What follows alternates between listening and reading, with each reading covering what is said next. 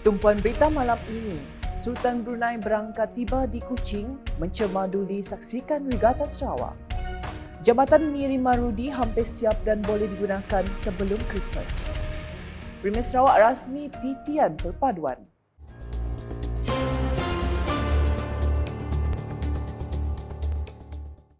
Salam sejahtera dan salam Sarawak Maju Makmur bersama saya Janet Bennett. Sultan dan Yang di-Pertuan Negara Brunei Darussalam, Paduka Seri Baginda Sultan Hasnal Bolkiah Muizzaddin Waldayah Ibni Almarhum Sultan Omar Ali Saifuddin Saadul Khairi Wadin berangkat tiba di lapangan terbang antarabangsa Kuching kira-kira jam 12.30 tengah hari pada Ahad. Keberangkatan tiba baginda telah disambut oleh Yang di-Pertuan Negeri Sarawak Tun Pehin Sri Dr. Wan Junaidi Tuanku Jaafar, Premier Sarawak Datuk Patinggi Tan Sri Dr. Abang Abdul Rahman Zohari, Tun Datuk Abang Openg, Timbalan Premier Sarawak Datuk Amar Awang Tengah Ali Hassan dan Setiausaha Kerajaan Sarawak Datuk Amar Muhammad Abu Bakar Mazuki. Kehadiran baginda di Kuching bagi mencemaduli hadir ke Majlis Penangguhan Regatta Sarawak 2024 di tebingan Sungai Kuching yang melabuh tirai pada hari ini. Tun Pehin Sri Dr. Wan Junaidi Tuanku Jaafar dan Datuk Patinggi Abang Zohari turut hadir memeriahkan Majlis Penangguhan kelak. Hari ini menyaksikan kemuncak Sarawak Regatta 2024 dengan 14 perlumbaan akhir yang bakal menggamatkan suasana. Sultan Hasnal Bolkiah dijangka berangkat pulang pada malam ini juga kira-kira jam 7.30 malam kelak. Projek pembinaan jambatan yang akan menghubungkan Miri dengan Marudi dijadualkan siap dan boleh digunakan sebelum perayaan Hari Christmas tahun ini.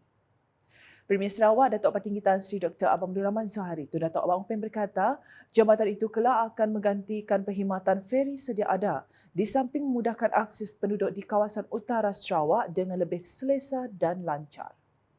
Menurutnya, projek infrastruktur ini bukan sekadar memenuhi keperluan pengangkutan, malah sebagai bukti komitmen Kerajaan Sarawak dalam perkasa kehidupan rakyat, terutama di kawasan pedalaman.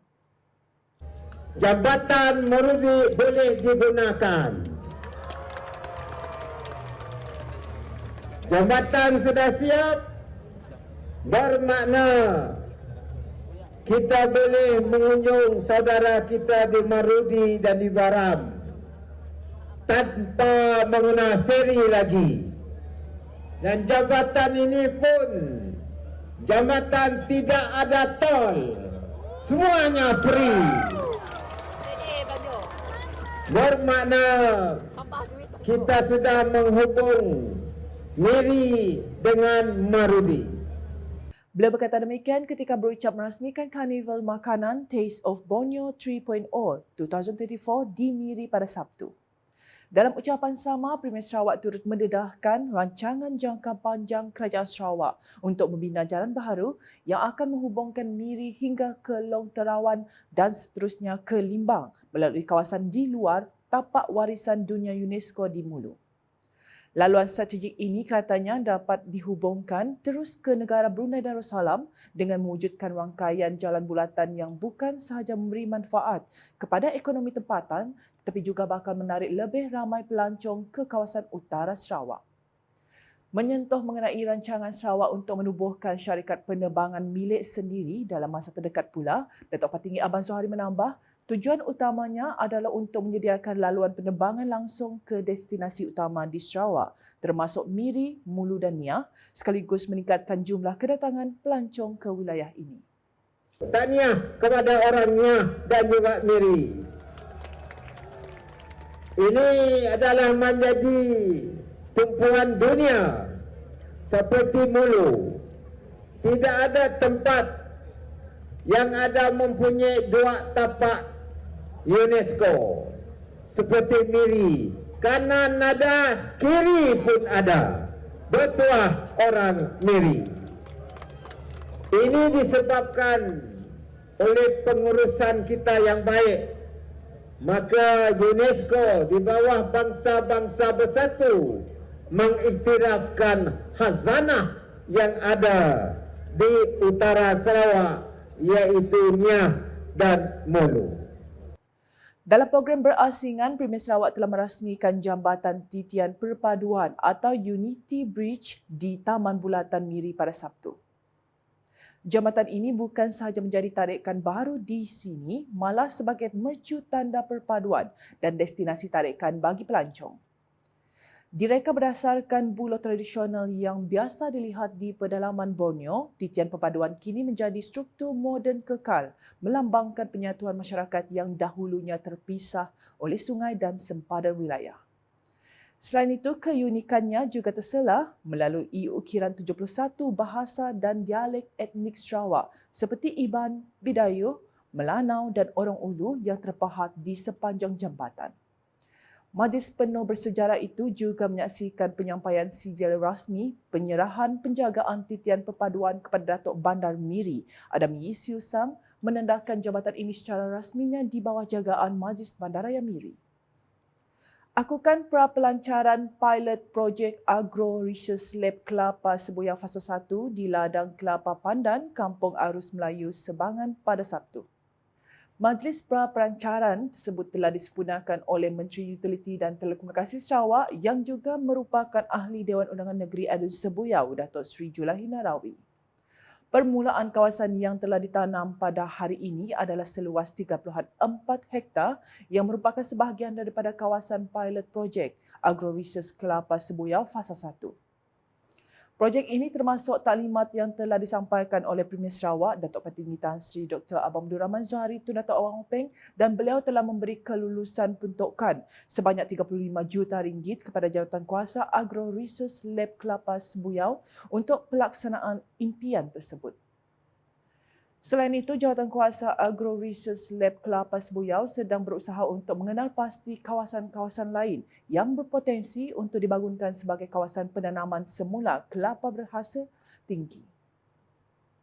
Antara variti kelapa yang telah dikenal pasti untuk digunakan dalam pelaksanaan projek ini adalah kelapa pandan, acunan dan matek.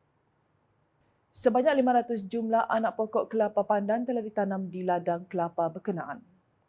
Projek ini dijangka dapat membawa kemajuan dalam penyelidikan dan pembangunan sektor agro, khususnya dalam penghasilan kelapa di kawasan Sebuyau, serta membantu meningkatkan pendapatan dan taraf hidup penduduk setempat. Pelan strategik MINDEF Program Jiwa Murni Perdana Daerah Gedong telah diadakan sebagai medan merapatkan serta mengeratkan jalinan hubungan antara tentera dan rakyat. Ketua Staf Am Markas Pemerintahan Medan Timur Tentera Darat, Major Jeneral Datuk Zamri Jeffrey Darus berkata, program ini diadakan bersempena Hari Ulang Tahun ke-10 Pemerintahan Medan Timur Tentera Darat. Menurutnya, Pelan Strategik MIDEF adalah satu inisiatif yang dirancang oleh Kementerian Pertahanan Malaysia untuk memperkukuhkan kerjasama antara pihak awam dan Angkatan Tentera Malaysia ATM dalam usaha mempertahankan kedaulatan negara. Major Jeneral Datuk Zamri Jeffrey Darus berkata demikian dalam teks ucapan beliau yang dibacakan oleh Kolonel Muhammad Rosli Dararsid, Ketua Staf Markas 1 Division yang mewakili beliau bagi merasmikan Pelan Strategik MIDEF Program Jiwa Murni Perdana Daerah Gedong di Dewan Datuk Patinggi Ali di sini pada Sabtu. Beliau menambah program ini menekankan pentingnya pelbagai kerjasama antara masyarakat awam dan tentera bagi memastikan komuniti awam, pemimpin-pemimpin di semua peringkat memahami betapa pentingnya kesefahaman, pelibatan, kerjasama dan peranan yang perlu dimainkan oleh masyarakat dalam erti kata menjaga keselamatan dan kedaulatan negara. Dalam pada itu, Wakil Khas Ahli Dewan Undangan Negeri Adun Gedong, Datuk Seri Muhammad Naruddin Majais memberitahu bahawa keselamatan negara dan rakyat sentiasa terjaga dalam keadaan aman hingga ke hari ini. Sekian Buletin Lukas bersama saya, Janet Bennett. Sila like, share dan follow semua platform media Lukas termasuk podcast.sarawak.gov.my dan Lukas channel di YouTube untuk perkembangan kini berita dari Sarawak. Mengakhiri Buletin Lukas dengan paparan Premier Sarawak merasmikan Karnival Makanan Taste of Borneo 3.0 2024 di pekarangan tempat letak kereta pusat beli belah Boulevard Miri pada Sabtu. #Saluran Informasi Rakyat, salam khas.